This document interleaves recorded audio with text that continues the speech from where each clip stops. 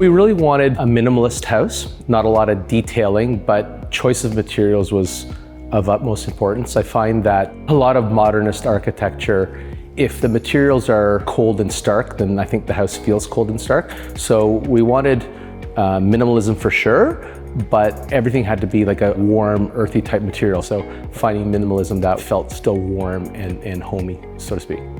I didn't want a set of stairs up to the front door. I wanted the stairs to blend into the landscape. And so there was a long, graceful steps intermingled with big landings. And then we actually brought a lot of greenery around the front set of the stairs to actually make the stairs feel like they're sunken into the landscape as opposed to sticking out of the landscape. It's 14 steps without it looking like it was 14 steps. We wanted the inside and the outside of the house to be a seamless integration.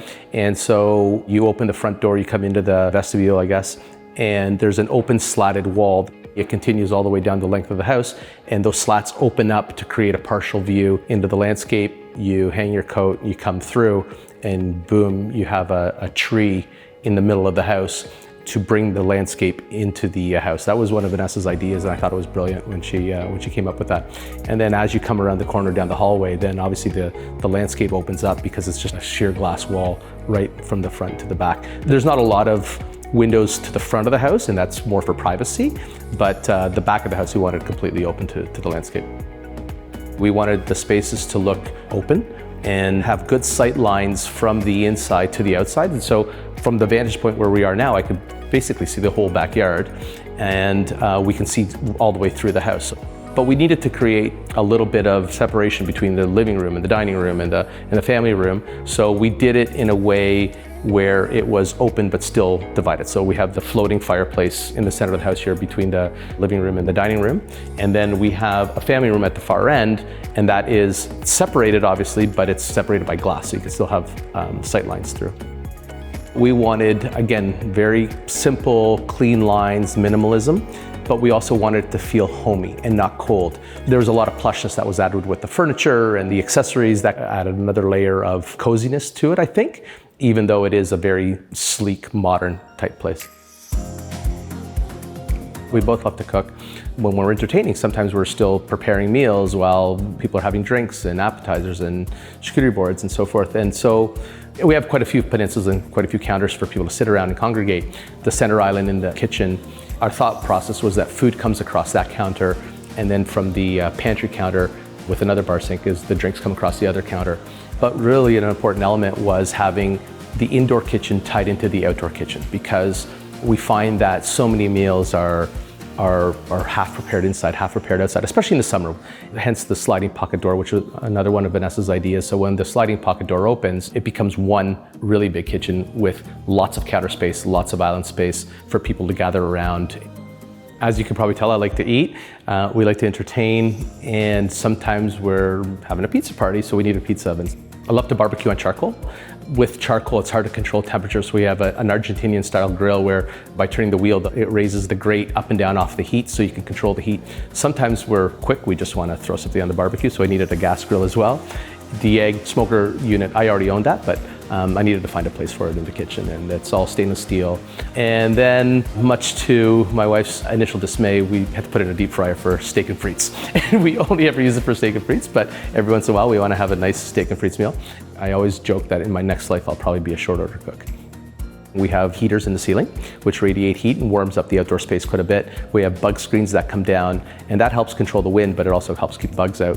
We wanted to have a view of a TV if there's a hockey game going on, a soccer game, a tennis match. When we do need it for an event like that, then it pops out of the ceiling.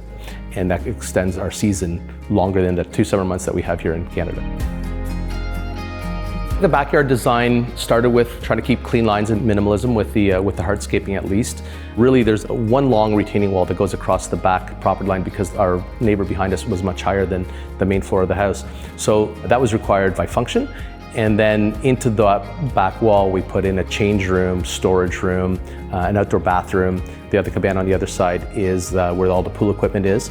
The look of the pool was paramount. It's centered on this window on the back of the house, the curtain wall. And as you look out, you see the pool, but the negative edge, the reason for that is more for aesthetics than anything else. And it's a dark bottom pool to create a mirror effect. So during the day and the evenings, the landscape is completely reflected into the house. If you're looking at it from this angle looking back, if you're on that angle looking back at the house, there's actually a perfect reflection of the house mirrored on the pool. When we're designing the interior of minimal spaces to make them look warm, I think outside is making them look green. There's a few bursts of color here and there, but for the most part, it's a very green, lush garden. And we wanted it to feel like we were at a resort. If we're sitting by the pool loungers, if we are having a drink around the fire table, we wanted to look out and have it look like we'd be in a luxury hotel anywhere in the world. We have multiple seating areas. Again, with the integration of the indoor-outdoor kitchen, we slide the dining room doors open, and that's integrated into an indoor-outdoor dining space. We have the indoor family room, the outdoor family room, the indoor living room, the outdoor living room, and they're all mirror each other on either sides of the glass windows. The fireplace at the far end, that's a wood-burning fire. Sometimes when we had guests, they didn't like the smoky smell of being around a wood-burning fire, so we actually created a fireplace where the smoke exits up through the chimney so we could have a wood-burning fire without smelling like you're at a campfire. We actually bring those in from Belgium, a company called Rolf Living, and they are beanbag chairs in the middle of the lawn, but they also double as a floaty in the pool. It's amazing. And then when we're done using them as a floaty, we just bring it back and it's a beanbag chair. They're very cool. Part of bringing the outside in is that the limestone wall on the outside continues into the inside, in the vaulted ceiling. And we created this curtain wall where from the first floor, the second floor, you have a view into the garden. And we needed to fill the space with something, but we didn't want a traditional chandelier. We actually looked extensively. And this is actually an XYZ fixture by Bibo. They're a lighting manufacturer in Portugal. And they create these minimalist designs with these carbon fiber tubes. And it kind of gives you not an overly in-your-face pendant that would block the views or take your eye away from the rest of the landscape. The story is that it started as a steel staircase, modern, but again, those materials started feeling cold. The carcass of the staircase is done in solid oak, all cut on CNC machines. And then we had this fellow from Surface One, and he is an amazing craftsman. And he took Corian and he molded it to the curves of the stairs. He molded in a handrail, and he created one seamless piece of Corian that starts in the basement and goes all the way up to the second floor. So 3 stories of a seamless piece of Corian with a seamless integrated handrail. It was, it's quite a sculptural element in the house, and we're really happy with the way it turned out. For the bedroom suite, we wanted a real feel of us traveling again at another luxury hotel.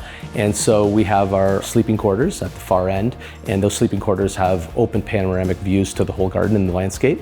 And we have a sliding pocket door that divides that area from the rest of the bedroom.